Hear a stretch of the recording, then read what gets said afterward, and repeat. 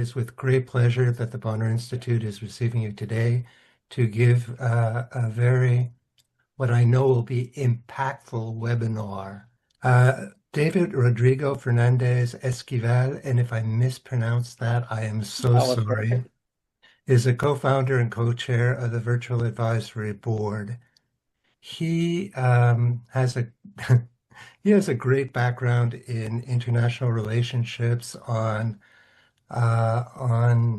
connecting potential aspiring and board members, either through the Virtual Advisory Board or through his own organization now, which he's also an executive recruiter focusing on boards and also to a lesser degree, but also on the C-suite. David has a wealth of experience as an entrepreneur, as he likes to say, a globetrotter, which he is, um, but also as a builder. He helped build the Virtual Advisory Board from a small independent organization about 4 or 5 years ago to the institution that it is and that it is today, which is one of the premier networking associations for not only advisory board members, but also for corporate board members and aspiring members. So I won't go on for too long because I have another 2 pages and it will take me too long to go through it. I'd like to share that my name is James Bonner, and I'm the founder and CEO of the Bonner Institute for Purposeful Leadership. And we are an advisory board that was founded in 2014, and that we focus on partnering with high-performing organizations to optimize executive talent. And by executive talent, the particular focus is on board and CEO talent. And we do this through purpose. And I'll just finish off by saying that we define purposeful leadership as an ethical choice that principal leaders make to achieve something greater than themselves and the organizations that they lead. So that's it from the point of view of the Bonner Institute, and it is with great pleasure that I pass it off now to David. David? Thank you, James. Thank you, John. I think the two of you have been very involved with the VAB ecosystem for years, so we have a really close relation. I know that this is an intimate group. Perhaps some people will be watching the recording. Glad to see you here, Tom, Titiana, and Francesca. The three of you are already VAB members, so lovely to see you here. And Joe, I don't have the pleasure, but let's kick off, if that makes sense. Lovely. I will be presenting my screen, and from here we're going to take it. Natalia, I don't know if you want just like to give a quick hello and also introducing yourself for the people that might will watch the recording.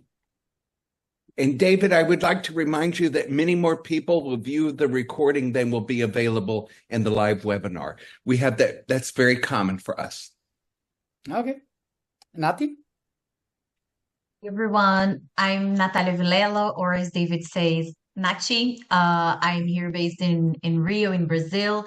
My role here in VAB is really to build relationships alongside David and to spread the word and to broadcast VAB for more people. So if you all know anyone who might be a fit to our profile, I would love to engage in a conversation with them. I'll also put my contact, LinkedIn, and other information. It will be my pleasure to connect later. So, and Natalie, thank you very much. We can circulate your email address in the email after the webinar. I'm so thankful that you have mentioned that.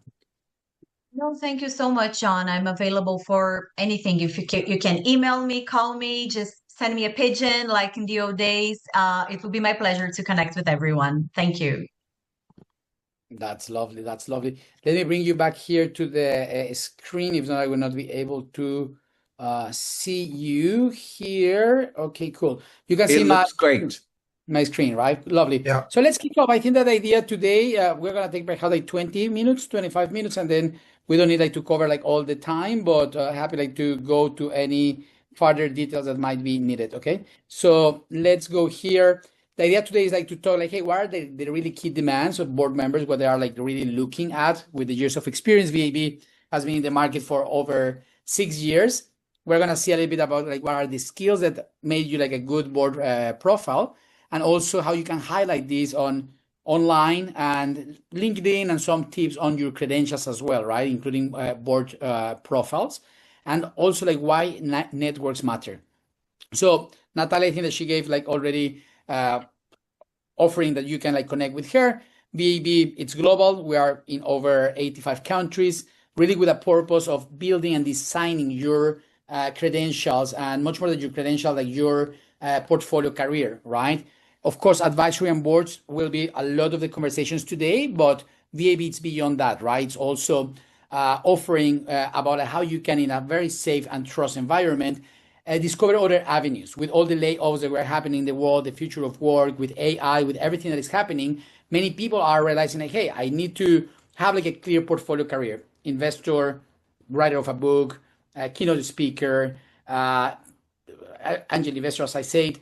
So there are like different avenues that you can be discovering, like entrepreneurship as well. But VAB is with that mission, really like to put together all those people in the same ecosystem. Right now, our members globally, they have around like 5,000 plus board seats and advisory board seats. And we know that 80% for you to get into your next role or the first role will be coming with this. And with Bonar Institute, I think that it's making a lot of sense, because you guys are also training, educating the future and the current leaders, right? With thoughtful leadership. So this is our presence literally like globally. I'm not going to go into that, but here's just for the people that are watching us. They can like just like book a time if they wanted to discover more about the virtual advisory board. Many of those people now in the room are already members. But what is happening? What are like really like the boards looking for? First of all, people that has been like CEOs that have been sitting on their shoes, right? Yesterday I was with a person who was like, oh, really? Do you say like that in Spanish and in English? Because in Germany, they say like sitting on your hands, okay? So just a funny fact. Also, people that have been doing scaling and exiting, M&A, it's important, having this international perspective. And I think that this is a lot of what you guys do at Bonar, but also in VAB. And of course, some specific like strategy, fundraising. You can be an expert on an industry, or you can be agnostic as well, right? But you can be navigating in different sectors. So we see this opportunity of you discovering perhaps places where you've never been. You can be in the FMCG industry and suddenly check that e-commerce or perhaps mining are sectors that might be interesting because of your knowledge. And now the question is like, hey, how do I actually monetize? And I always say that, hey, never do things for free, right? It's important that you can find your value, understanding your unique leadership experience, either if it's turnarounds, and also if you are connected with ecosystems, family businesses, private equity, but this is important for you to highlight. But before we go to that, the first question is that you need to reflect on your journey, right? Hey, which is the size of companies and your target, right? Like, hey, which is the size of companies that I wanted to evolve? Is this much more multinationals, $250, $500 million? Or perhaps you say, like, hey, I prefer like the smaller companies up to 250. Where? In private space, on public space? Which industry do you want to target? Do you have like a list of companies? It's important that you have a really clear a map, and we're going to talk about this later on how you can navigate this with your current tools. But also, you need to map out that, hey, who are the people that I have in my network? Many times, like it's second degrees from you, your next role position, but it's about like how you discover what we call the hidden job market. Also, it's important to say that, hey, which companies are not or are off of your limits? Which countries do you want like, to navigate, right? It's important depending different continents. There are different reasons. Perhaps you speak different languages. You can be adding value in a global space. And also, and to me, this is the much more important, what are the 3 unique experiences that you have had? For example, I have been like raising money for companies, taking companies to IPO, or establishing SDGs inside the company. So you have always an element. Today, the matter is not about experience. The market is saturated with experience. So now it's about trust. How do I build actually a network that can really validate what I know? So this is just a reflection, like to start. And we're going to see here a couple of documents that I'm going to show. And the first one is that, hey, if you want really to evolve on this, you need to have what we call in VAB, your BBP. And this is something that your current members, if you don't have it, like just talk with your member experience managers. But those that are not like members also, it's an invitation to reflect. Where do I want to land in 1 year, in 2 years, 3 years? Do I want it to be, for example, supporting a CEO to make an exit of the business in the tech space, aiming for $30 million? Or do I want it to go and perhaps doing international growth for another company, aiming for 80,000, sorry.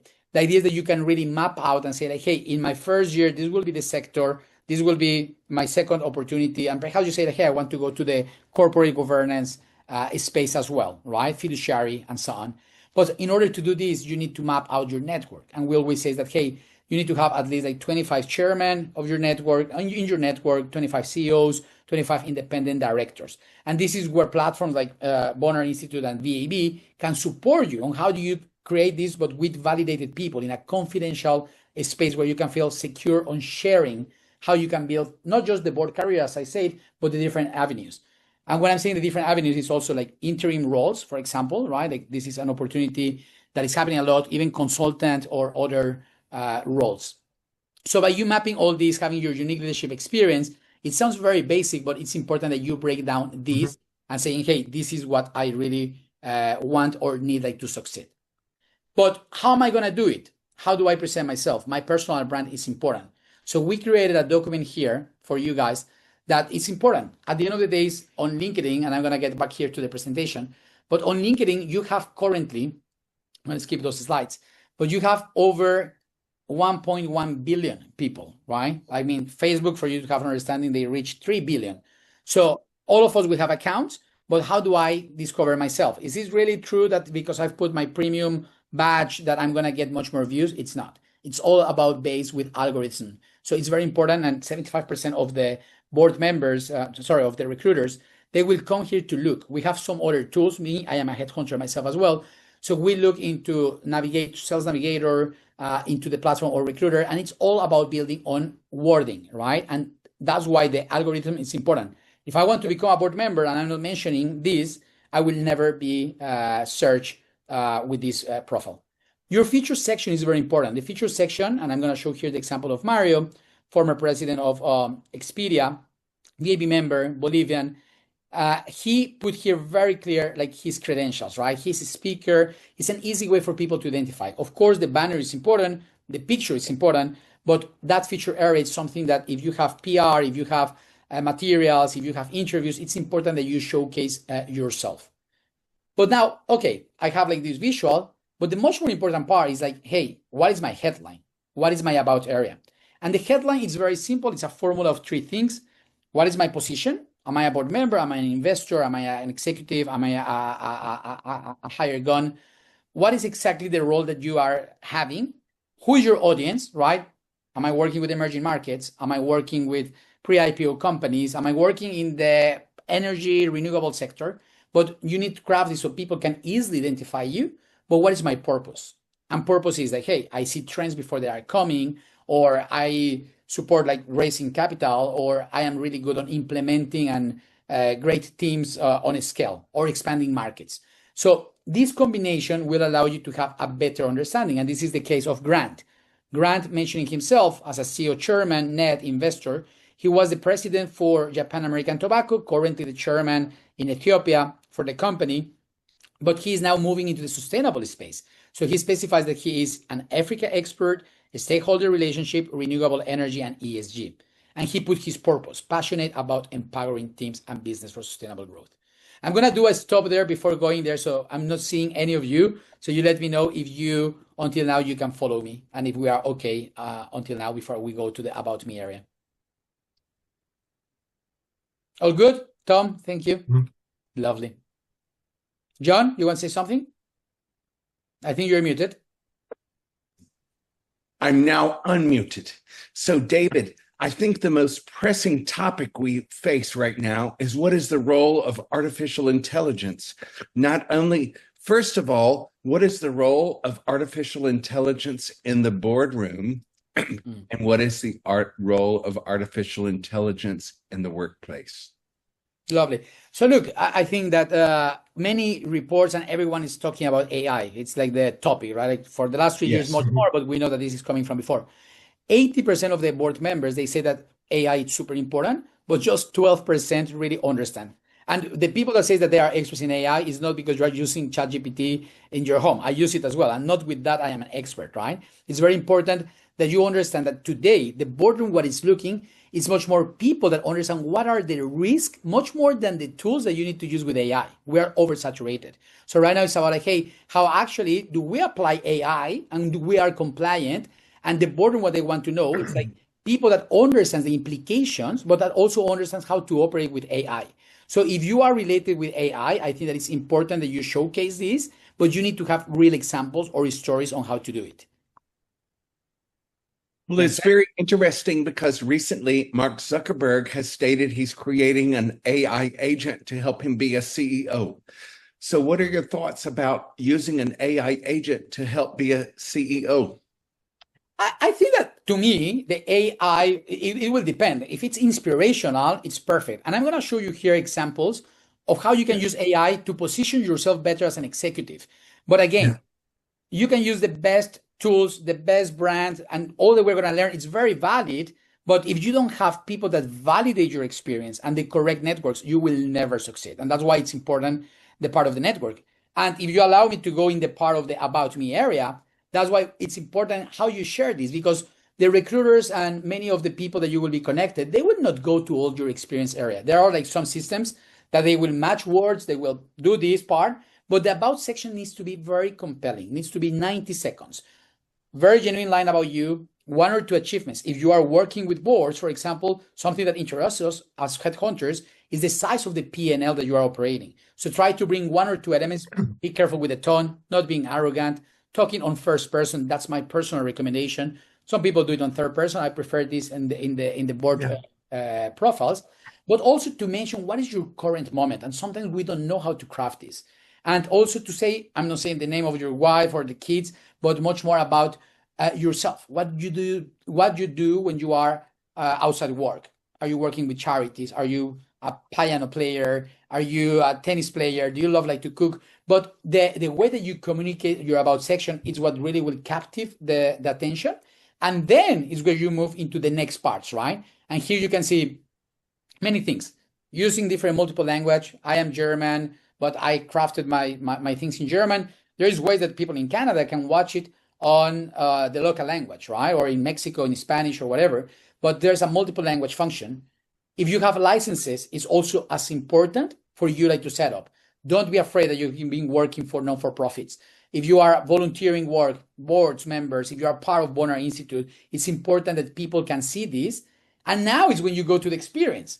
But on the experience, and I'm going to open here the example of Tony, it's not just about like saying, hey, this is like the areas and companies that I'm working. Many people, they don't even describe what it is. So always describe, even if it's 2 lines, 3 lines, what is the company that you're operating? So you facilitate the work and people don't need to go and press and push and open different links, because you need to make it easy for us as we review like many people per day. But the much more important part, what was the mission? What was the idea that you were invited on that specific role? And it doesn't matter that you have been 30 years in the same company, but what are the challenges that you were solving when you were there? And of course, the tone, it's very important, right? That you don't use a lot of jargon. You need to understand that many people will be reading you, so showing your interest and having like a very calm tone on your credential, it's important. And I'm going to show you here the examples with Grant and just continue with him. Here, it's a very easy way. You will spend 60 seconds, 90 seconds on reading about his story, some real elements that you say, hey, I want to talk with these people. I wanted to discover more. It's a senior person, right? And also, what is the characteristics that he can add to a board? So he's not just saying like, hey, I am looking for boards. He's like, hey, what can I add into the board? If you are an executive and transitioning at the same time, there are ways that you can do it both. But if you are a board member, it's important that you say like, hey, what is what you will be adding value? Stakeholders, representing the value even of the stakeholders as well, not just shareholders. And yeah, so I'm going to stop there. I have a couple of examples. We can send it to you guys. Many of them are like VAB members. They authorize us like to share their LinkedIn profiles. But I'm going to stop there before jumping into what is the difference now that we talk about LinkedIn with a board profile. What are the elements? I brought here some examples for you guys. So may I ask you a question, David, on this? I find this fascinating, and thank you very much. And I see this as being a very, very useful template, and if I'm not mistaken, mostly for corporate boards. Mhm. Would there be a need to adapt it significantly for an advisory board, for private boards, for non-for-profit boards? Or is it just a different a different thing altogether? Look, it depends on your moment, right? Like many of us, like unfortunately, we just can't have one LinkedIn, but that's like the Yeah, magic of LinkedIn. It's flexible. So you can craft it according to your moment. If I'm talking with private equity, then on LinkedIn, exactly. like you can cover it. But when you work on your board profile, and I'm gonna give you some tips on how to do it, actually, like for free even. But one of the things that you need to do is to craft it to your audience. So you can have like three different ways. Hey, my target is family businesses. The other one is Yeah. private equity. The other ones are blue chip companies. Depending Hmm. on that, the format it's almost the same, similar. The structures we're gonna see it in a bit, but perhaps like the content. At the end of the day, it's like what the recruiters or heads of nomination compensation wants to check is like how do you do Right. it? You can say that you are the best, but you need to craft different stories and different profiles for each. Let me show you here an Okay. example. So, for Yeah, example, please. Patricia, right? Hmm. CHRO from Ralph Lauren. She just left the company working in the luxury space. She put it on a way that it's like, first of all, the numbers, right? Her story, but it's starting with impact numbers as well about like her international experience. She shared about like career highlights, sharing how she got into those roles. By the way, you will receive this material as a sample. And also what is coming next to her, what like people can expect from her, and what is in the next chapter. But she put it on an easy way. This is normally 600 words, 800 max. But what is her education so people can easily identify? In her case, she's a board member in UNICEF. She's part of the board with Harvard. And also, what are the main skills? You need to have this in an easy way. Now, it can be Maher, that is the VP at Mars, or Viebe, that was like the COO for Hasbro, and he's based in Miami. But there are different ways that you can do this. There is a company that the name is Equilar. I think many of you are related, Hmm. especially you in America. They provide guidance, and especially they are partnering with all the Nasdaq companies, 3,000 plus companies, and they are like the source of talent. Imagine that it's like LinkedIn, but for board members. When you register there, and one of the things that you do, because this company really what does is that provide services related to board compensation, board questions, talent resources, and so on. But when you create it, there's easy way. You don't need to invest. By the way, if any of you want to create this, you can reach out to Natalia, and we offer this service, like to create this with a formal journalist. It's like 3-4 weeks. You can do it yourself, or you can go with Equilar. It's for not VAB members, you cannot export, but for VAB members, the member experience managers can help you on how like to craft this, and your story using AI will be very well presented on a format that is validated. Of course, like this will be branded by them. It's called Equilar Board Edge, but this is like Hmm. a quick tip that you guys can be using as well. When you're talking about board members and people doing this type of work, how much of an asset or of a plus is it to have had formal board training? You know, we hear now the NACD in the US, the National Association of Corporate Yeah, Directors, they offer board training. Many universities offer board training. Here we have in Canada, we have the Toronto U of T and the Rotman School, and they have a very well known. yeah. Is that is that one a useful? Is it a plus, or is it mostly from the perspective of getting contacts? It's very interesting. It will depend a lot. For example, if you're talking that you are coaching and you will be supporting as an advisory board member, informally or formally, even a CEO or a Yeah, company perhaps like that it's like not making like the thousands of millions and is like public listed, it's a different answer, right? Like in that case, they that's will right. not really ask you like, hey, do you have these credentials? But of course, if you want to go for corporate governance, even in a private company, you need to have the essentials. And that's why institutions like CGI, Corporate Governance Institute from Ireland, or Advisory Board Centre, or even you guys like Bonner Institute can train Hmm. you on how like to get upskilled. That's right. But it's important because you need to understand like this is not an organic career. Being a board member is something, and unfortunately, that many institutions offer like, hey, pay your course, take your 6 months, take like your 2 months, and you will get a board position. It's not like this. I started the conversation saying it's 80% chances that will be with your network and connections. You need to create trust, validation. So depending on the sector, many people will say, hey, I don't need your credential that you have been working with Shimisha, for example, or with, I don't know, like Tony Lefebvre. I trust this person. I know that if they are telling me about your credentials, then like you will be like a strong. But it's still, if you want to pursue this much more into the corporate space and in some regulation jurisdiction, depending on where you are, it's important that you have the understanding. Hey, what is like the King's Code? What is like the Cadbury Code? What is the difference of like operating in the Americas than in Europe? There are like many differences that if you want to become in the corporate space, you need to be trained. So that's why certification also matters. David, I get asked a fair amount from prospective or aspiring board members if a good first step might not be to join a non-for-profit board to get experience in a non-for-profit. And then from there, they're aspiring to end up on a corporate board and a paying job. But to go from the non-for-profit, then maybe to move to an advisory board, and from there to either go to a bigger board, either corporate or family or really private equity or whatever. What do you think of that approach? I think it's perfectly making sense. Like many people, and again, when I interview, and I don't know, I have interviewed more than 5,000 people in my board journey with VAB as it was initially crafted, right? With this concept, but now changing with portfolio career.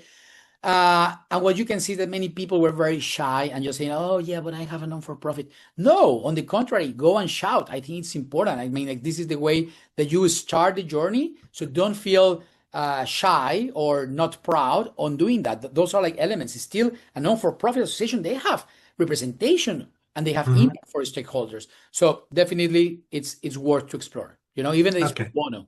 But again, like there is a point in your career that you cannot be just doing pro bono and things for free. That's right. Tom Grutilek will want like to, hey, I need to monetize. I have my knowledge. I have been like years of experience. Let's make it happen. Like why? The same time that you will be using for a pro bonus is the same one like for a paid one. So let's go for the paid ones, and it's okay like to have a mix of them. Yeah. Thank you. Continue on this. Now I have like my ecosystem, okay? And that's what I'm saying, like map it. Like you can download from LinkedIn. There's an easy way that you can go and export an Excel. If I have 11,000 connections, you download, map out like, hey, who are by industry, geographies, company, decision-making, the people that I need to talk. Think on who were the former bosses in your 10 years career or 12 years career or 15 years career that perhaps they will not even remember you, but you can say like, hey, remember when you were the CFO in the company? Check their profiles because many of those people, they have been building really and evolving as board members. And you can very easily and humbling say like, hey, I am pursuing for this. I got inspired with your profile. Let's have a coffee. People are open to do this, to support. Use your network because as I said, like perhaps your next role position is coming second degrees from what you have already there. Identify who are they, the investors, the founders, but create what I call a trust list. You need to map, you need to invest time on this. This is like, you need, and I always say it's VAB or organizations like institutes like Bonar Institute, you need to train your board muscle. This is like a gym. We can be facilitators, you can be offering the spaces. It's like a gym membership. People pay it and they say, I'm going to lose 7 kilos, but I never go to the gym. So how am I going to be losing weight? You need to be training, going, making connections. Make your homework. If you are, for example, interested to talk with executive searches, go and search who are the top 100. Right now with technology, it's easier. And start building your credentials. You have your credentials, you have your storytelling. Now it's about like exposure, but you need to do your part. So basically, and just like to say, I think it would be great like to hear from the audience questions. I can open one or two profiles for you guys. But to me, it's much more important to say, okay, at least like right now you have like a frame or guidelines of what you need to do. So very happy like to open for questions for Tom, for Joe, Francesca, Titiana, and any of you. I'm going to be David. David, I have a question. I know it's the obvious question. What do you think is the impact of artificial intelligence on the boardroom and on the businesses that board members oversee? Okay, let's reframe it in which sector. So what the board members are not seeing that the AI can bring value, right? Well, we know that Mark Zuckerberg has recently stated he wants an AI agent to assist him in being a CEO. So I think that is a significant development. Yeah. So we have AI assisting board members in their existing roles, and then we have AI changing the business. These are potentially two different issues. Any thoughts you have are welcome. Well, David, if you answer the first question John had, and then if you look at the question I put in the chat, that gets more specific to the board. Okay. But address John's first, he's talking about, if I understand this correctly, Mark Zuckerberg wants an AI agent to help him with his day-to-day functions. That is correct. That is correct. Okay. Okay. Do you mind to relay your question, Tom, please? My question is, my question was, as AI becomes a board level priority, what specific capabilities are boards now looking for in advisors to ensure that AI initiatives translate into measurable enterprise value rather than just experimentation? Because we're in that phase where companies are experimenting with AI, they're not sure what it's going to do for them. But the reality is, if you don't do it right, your competitor will. Okay. Yeah, definitely. I think it's very critical. I think that the boards are not just looking for people that are saying that they understand AI, and rather for people that can implement the governance together with it and that they can map the risk. To me, and again, it will be repetitive, but a little bit of what I said before. I was talking with one very prominent member of VAB. Her name is Nicole Garzon. She was like the employee number one from Glass Lewis. Glass Lewis is one of the biggest proxy advisors companies literally in the world. I would say like it's the first one or the second one. And she was saying, like, David, AI is important. Yes, of course, it is a competitive advantage, and it can help you with new products, it can help you with efficiency to new revenue streams. But the matter today is that people are not stating well what are the risks of implementing. And getting back a little bit of what John Barker was saying, today is not that the AI will be replacing the people. Of course, there are cuts and layoffs.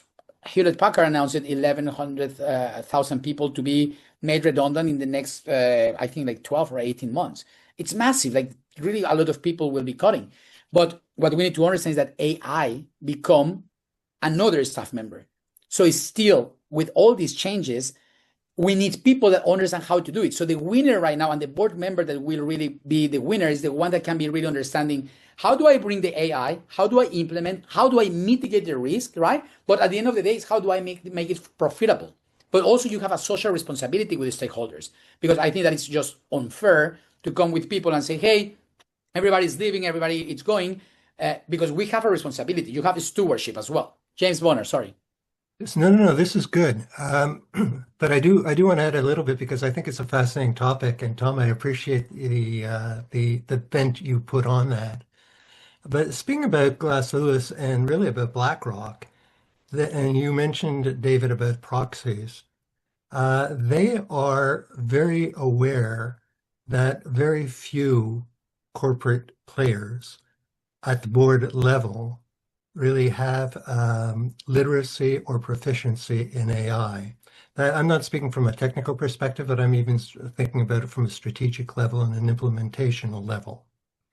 So what they're doing now, and as you're probably aware, last summer, I think it was MIT, there was a study that was conducted by MIT that was much discussed and some criticized, but where they identified that 97% of companies do not derive any material ROI from AI. Yeah. So the whole question of ROI and AI is really important. But what I find fascinating is, to the point of boards, is that they're now requiring, really at a proxy level, and that's BlackRock and Glass Lewis, that the companies be able to demonstrate that their board members have not only proficiency, well, I think it's literacy, but it doesn't matter. Well, it does. But let's say literacy in AI, but that they have taken formal training in AI, not from the point of view necessarily of coding. That's really the technical level. But what kind of questions should a responsible board member be able to ask of the, basically the staff about how they're moving forward with AI? What are the risks that are stated or unstated, and what are the underlying opportunities? So this is something which is now becoming, I would think, more and more important as we go forward. But this is just my point of view, David and Tom, so please jump in and criticize. Agree, and perhaps I just wanted to add as well, Tom, and with the audience that we have. But at the end of the day, what the boards are wanting is people that can be a translator of these ideas. Now, what is like the value, and we know this, all of us were board members or we pursue for this. The biggest word that you always hear is about generating value, okay? So first of all, you need to have a strategic judgment, like if what you are proposing or implementing, if it will be adding value. That's one thing. But the big question is, how do you move from a simple experiments to really making it scalable? Because one thing is for you just like to bring one idea. If you go and search for solutions, there will be thousands. I receive many AIs people approach, but how do I actually make it scalable, right? I think that this is like the second thing. And the third one, and just like to say, if you see, and I don't know if some of you are in the SaaS market, but the reality is like right now, and I can tell you real stories, no one is like giving much more loans to startups or like to even scale ups because there's a collapse. The SaaS industry, unfortunately, it's gonna, I'm not gonna say like if it's gonna like completely bankruptcy, but just like the stronger are the ones that will be surviving. Even if you think under the role of the CEO, the tenure moved from 7 years, 6 years to a short, like for 1 year or 1 year and a half. All the ecosystem is changing. So first, in AI is just having strategic judgment. Second one, how you can do execution capable in terms of like, hey, this is like about is like doing it scalable. And the third one, and again, and I will be insisting on this, but it's like you are responsible. So bringing governance and risk awareness is important. What are the impacts by you implementing this in the company? But much more like thinking on long-term strategy, not on a short term. I'm pretty sure, and I'm sorry, with this, James, I will complete. I don't know if you are feeling the same, but I honestly feel for the last 2 months, perhaps, like if I am living the COVID times. Of course, I can be going like to the street. I don't have limits to be buying eggs and whatever, but I'm feeling like this tension globally that the world is like really in a very challenging times, like turbulent times, I would say. Sorry, James, over to you and to the audience. No, I'll just say one word, and Tom, you say it. I've talked enough. Well, no, first, you're 100% right, David. And just to give an example, and then I'll let the conversation continue. I had a conversation with somebody about the challenges that Salesforce and the other SaaS models are facing because the monetization model is changing. Salesforce is built on, and a lot of SaaS programs are built on the number of seats they're selling. But let's say, and this is happening, you have somebody who signed up for 5 seats with your company. But with the AI they built into it, you only need 1 or 2 people, and the companies are saying, well, I'm not going to pay for 5 seats. I'm only going to pay for 2 seats. That changes the financial model, and that's where the SaaS companies are really facing a challenge. Salesforce will get through it, but a lot of companies are facing that challenge, and that brings it back to what David is saying: is you got to get a good handle on what your AI strategy is, because it's going to be different a year from now, 5 years now, from a board level standpoint, whether it's advisory board or board of directors. That's a serious question that needs to be addressed, and I'll just leave it at that. No, because we could go on for an hour with that. No, I like very, very much what you're saying. The only thing I might add is that David, and I think that that you, Tom, touched on it, is you were talking about values, and you both mentioned the terms responsibly. And when we're talking about responsible AI, we're talking about value-based. When we're talking about values, we're often talking about culture. And then we're talking about corporate culture. And then some people will think that could be at odds with an ROI, where it isn't necessarily at odds with an ROI, because what we know is that companies that do embrace a corporate culture, a very strong corporate culture, will really perform and outperform those that do not by a huge margin. I have all the statistics if you want, but we can do that separately, than those that do not. But the question of how we see the value proposition, how we see the Stewart proposition is huge. And I know that the National Association of of Insurance Commissioners, I knew it would come back to me eventually. 2 years ago, came out and stated that they are recommending for all organizations, meaning basically companies, but in the insurance and financial services sector, that they have as one of the key mandates that they have ethical leadership. And that is because they believe that, correctly or incorrectly, that will help mitigate or avoid issues that they had, that Wells Fargo had, for example, because it was not an ethical way to approach it. I know that not everybody will agree with that, but I find it an interesting question that I think that boards oftentimes have to ask themselves, and it really depends on the individual board members, I would think. But Tom, Francesca, David, of course, any of you, as I say, I don't profess to have the truth necessarily. I'm just sharing ideas with you. Ladies.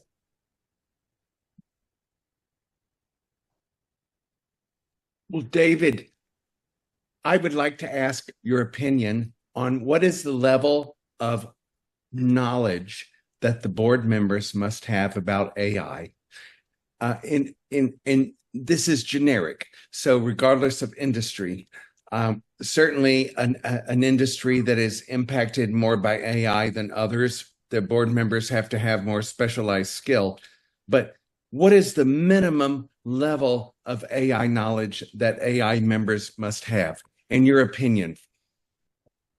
Yeah, I mean, like, thanks God, there's a lot of knowledge around. Like, you don't need like to pay INSEAD, or you don't need like to pay Harvard, but if you can take like a course of how like AI and the impact at the board level works. And again, for example, and I'm gonna give an advice. I don't know if Bonner Institute does that as well, but for example, like I think it's CGI, they are offering like a free course on how like you can get these kind of basic tools.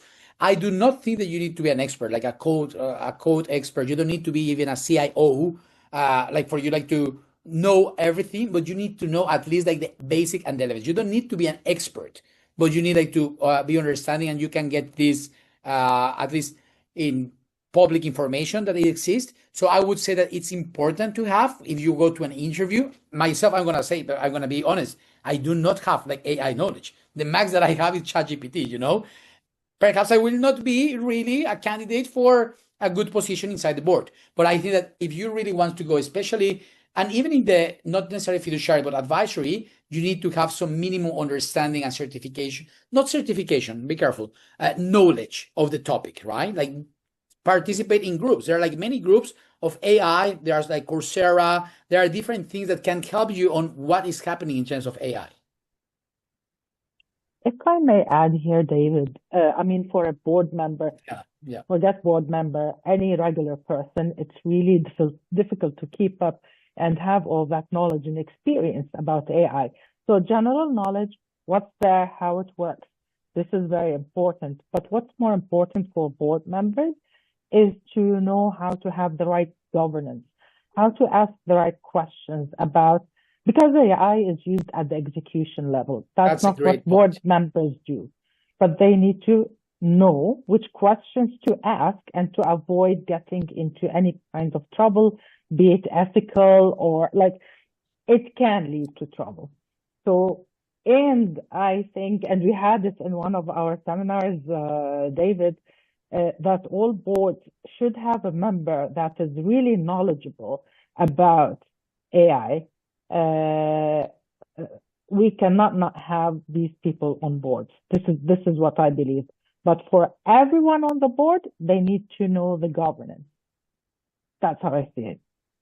Excellent contribution. Excellent contribution. And Tom is agreeing as well. Thank you.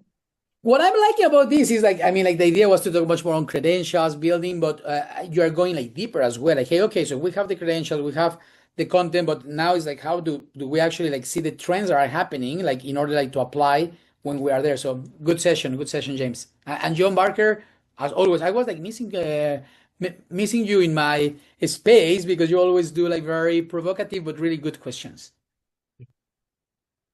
May I answer, Dave? I hope you don't mind, or Tom, I hope you don't mind. You sent me a message and it's, I type very slowly, so it's easier if I just speak to it. And do you want me to read it first?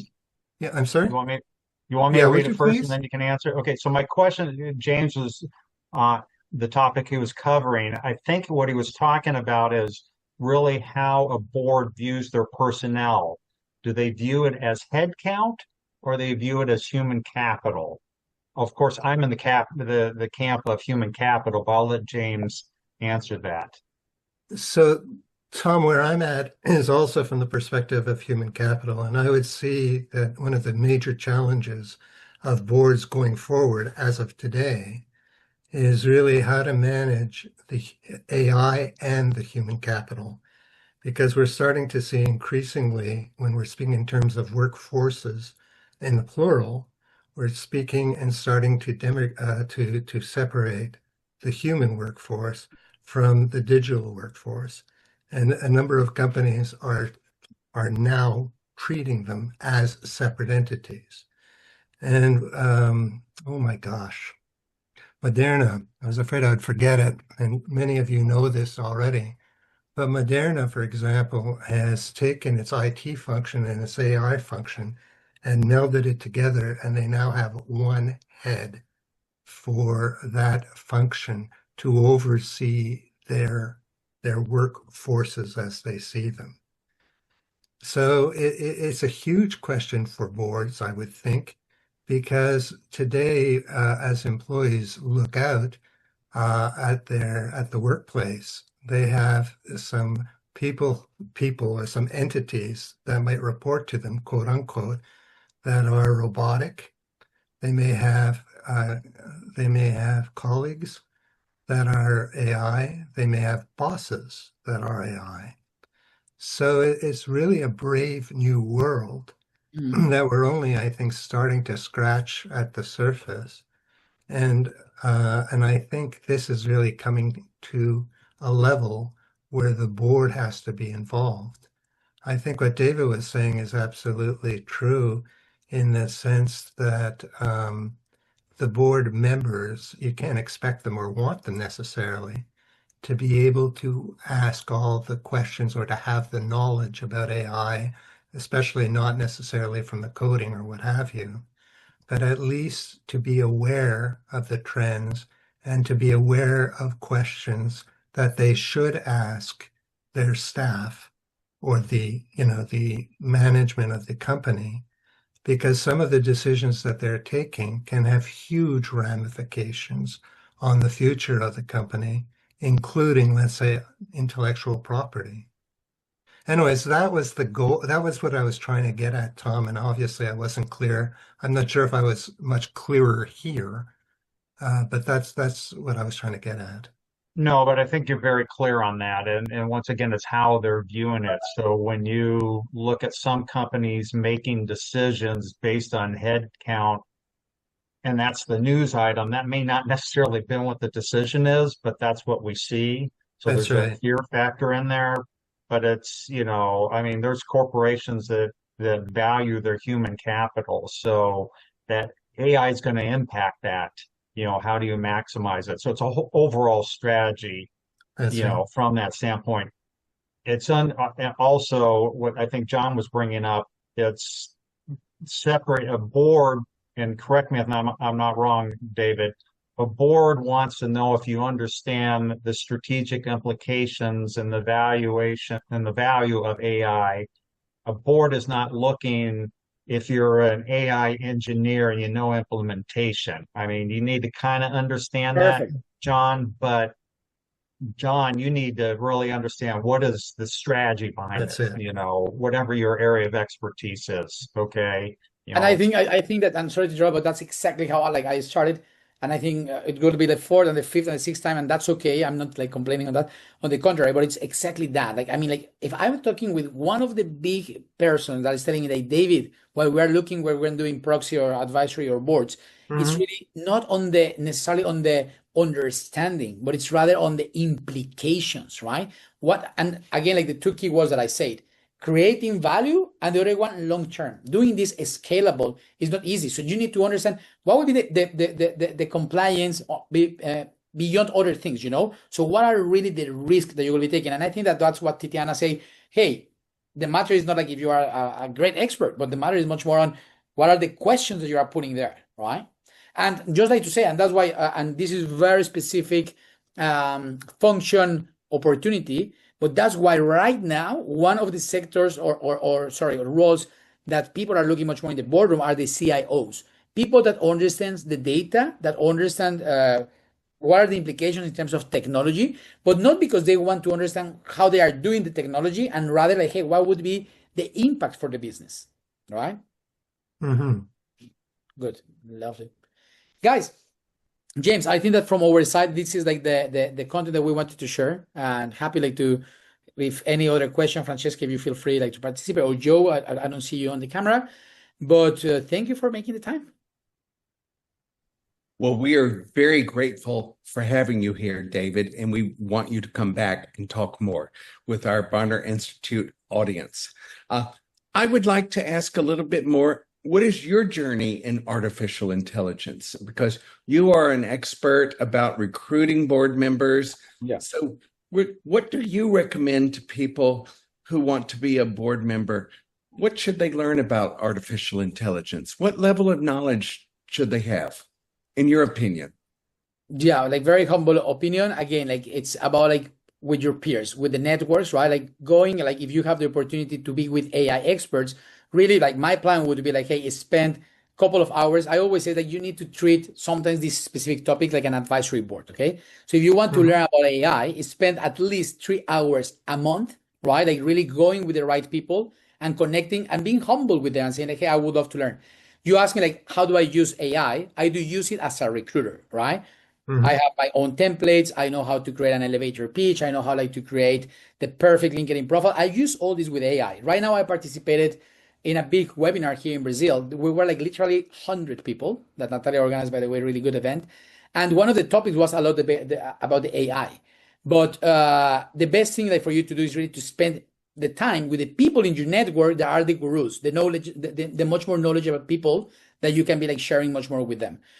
There are some courses, of course. There are some options in the market. Happy to tell you, we have from Advisory Board Centre, Henley University. We have you guys as well. And I know that, John, you are super related with AI. So I think that we can recommend like some people, but that would be like my advice. Like invest at least like 3 hours on trainings and auto learning also. But also if you have the gurus and the experts, go with them to understand really what you need to understand. Yeah.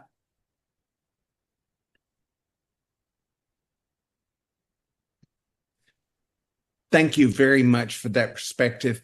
I know we're reaching the end of our hour. Are there any other parting thoughts that you have for us at the end of our session? And we hope to have many more sessions with you, David. Thank you. I think my advice would be like, hey, never, like, first of all, never assume that people know that you are in this journey, okay? Assumption, like, never assume this, right? You need to share your story. You need to get visible. Use your network. It's like 2 degrees there, right? But you need like to do like the board muscle, right? Map what you want. What is my audience? What is the geographies?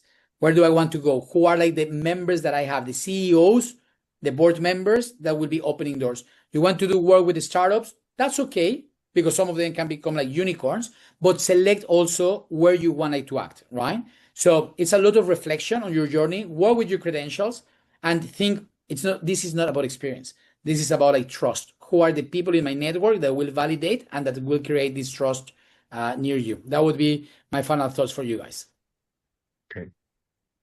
It's very useful. Yeah. Lovely. So Natalia, thank you so much. Thank you, everybody. The VABers, was lovely to see you. Titiana, you want to contribute with something?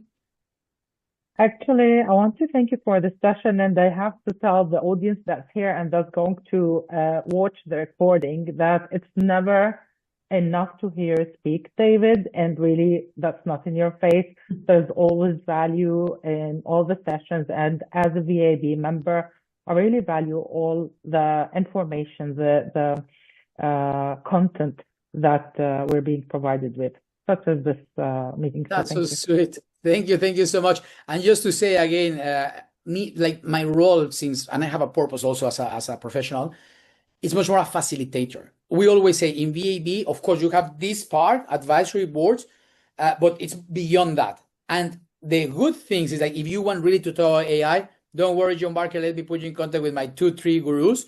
But it's like we shape your journey. I will not always have the right answer, but I do appreciate for you guys to inviting me and sharing my experience across the years. Okay. Thank you very much, David. It's James, very, very much appreciated. Learned a lot. Lovely. David, thank you very much. And we welcome you in future Bonner Institute webinars. You are always welcome. We welcome your wisdom and your insight. Thank you, John Barker. Tom, thank you. Bye, guys.